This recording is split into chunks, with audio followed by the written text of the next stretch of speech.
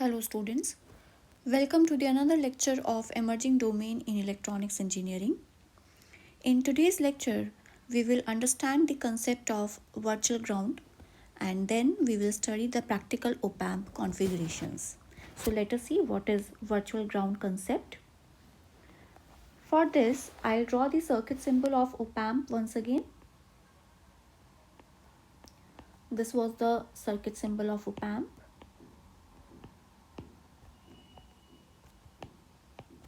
And what was V naught equal to? In general, if we talk about, it is gain multiplied by the differential input, that is V1 minus V2. So if we want to maximize the gain, what was the gain of ideal op-amp? It was infinity. And from here, from the above formula, if we take out A, it will be V naught upon V1 minus V2. So from this formula, V1 minus V2 should be equal to 0 and V1 must be equal to V2. It means that if we want to maximize the gain, V1 and V2 there must exist a virtual short between these two terminals. So this is virtual ground concept. According to virtual ground concept, the potential difference between the two input terminals of an op-amp is almost 0. So in short, they are said to be virtually shorted to each other.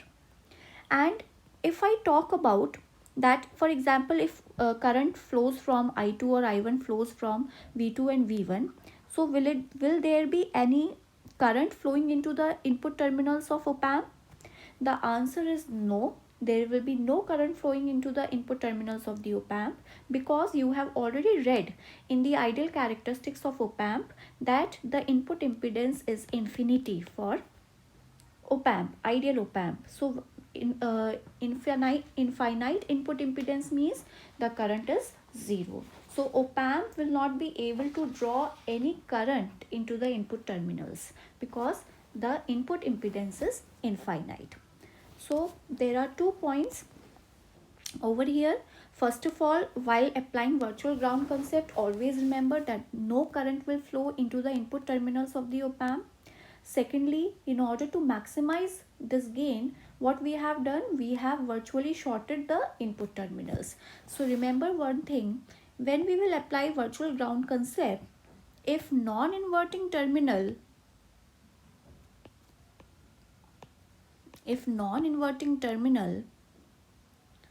is at ground potential,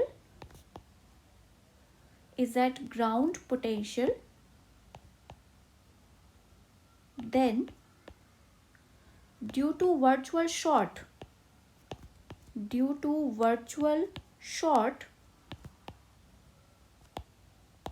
the inverting terminal will also be at ground potential. The inverting terminal will also be at ground potential. So this is virtual ground concept.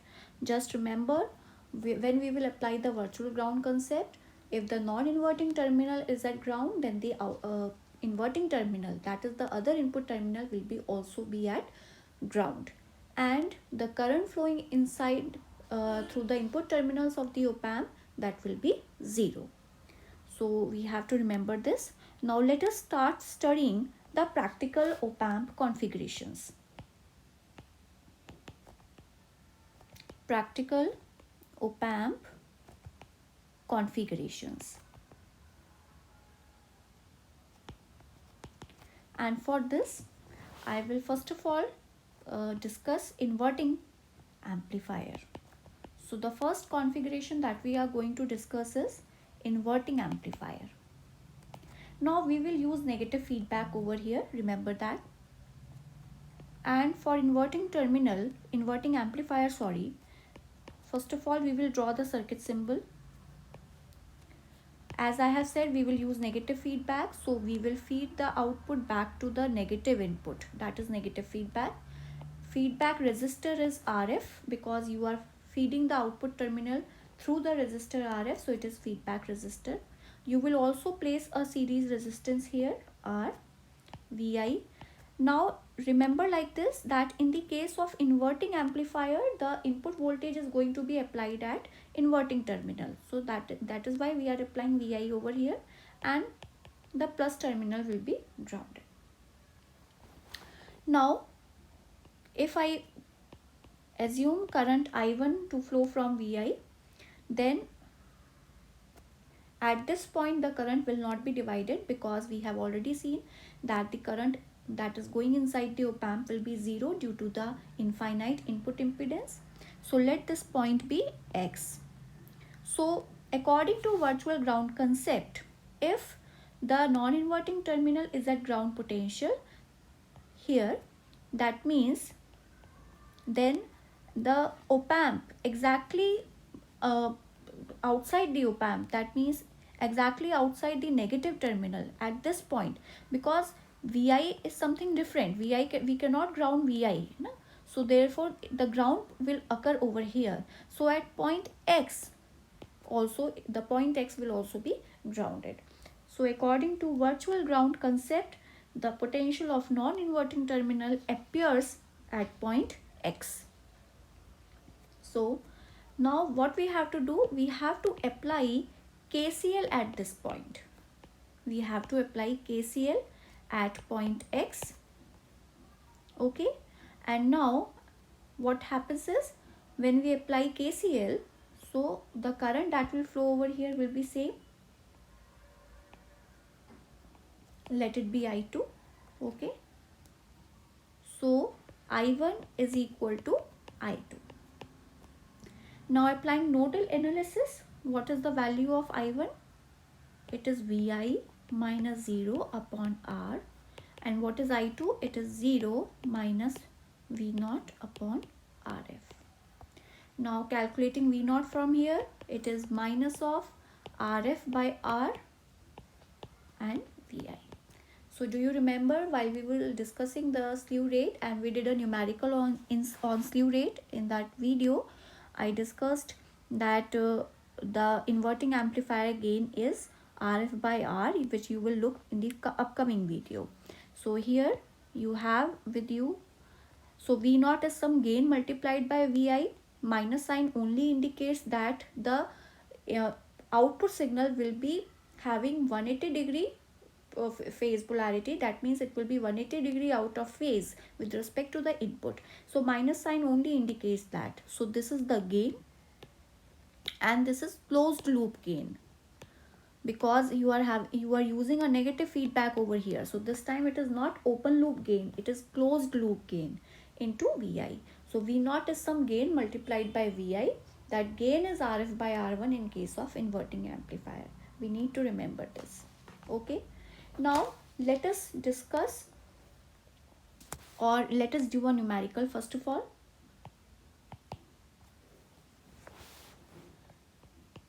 Design an inverting amplifier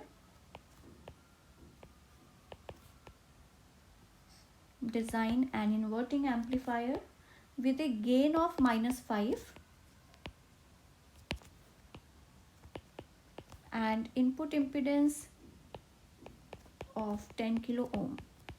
So you are given that the gain is -5 and it is an inverting amplifier. So in the case of inverting amplifier, the gain is RF by R1.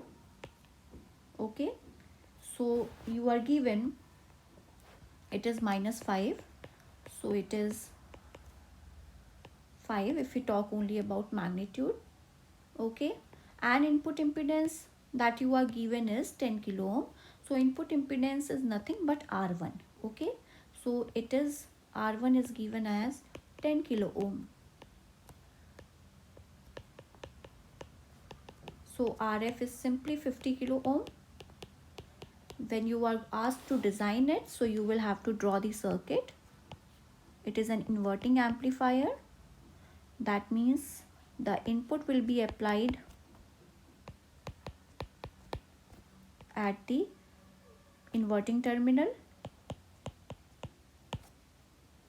That is so this is how we design the inverting amplifier. So I hope this is clear to all. Now let us move on to the non-inverting configuration. again important. So we will use the same negative feedback over here, but as it is a non-inverting configuration, so we are going to apply the voltage, input voltage at the non-inverting terminal. So negative feedback,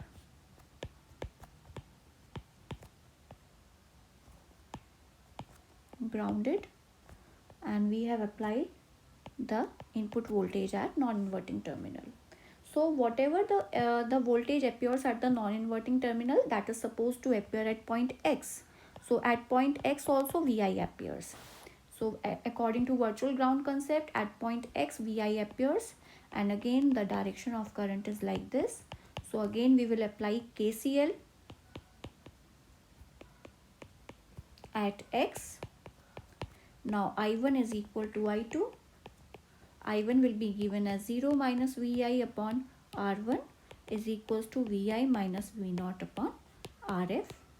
When you will calculate V0 from here, you will find it to be 1 plus Rf by R1. Just calculate it and verify. It will be given like this. So from here you can say that the closed loop gain is 1 plus Rf by R1. That is closed loop gain. And it is some gain multiplied by Vi. So that was non-inverting configuration. So we need to remember the output expressions for inverting and non-inverting amplifier, and we should also remember the gain, the closed loop gain of inverting and non-inverting amplifier. Now another configuration comes, unity gain follower or unity gain amplifier. Now remember that unity gain amplifier is a special case of non-inverting configuration. So let us first of all draw the non-inverting configuration. We will use the negative feedback, but non-inverting configuration means that the input will be applied at the non-inverting terminal. So this was the non-inverting configuration, and the output came out to be 1 plus Rf by R1 into Vi. Okay, now if we put Rf is equals to 0 and R1 equals to infinite. If Rf is 0, that means you will replace it by short circuit or open circuit. Rf 0 means maximum current, and maximum current flows in short circuit. Infinite resistance means 0 current, and 0 current is for open circuit. So let us replace them.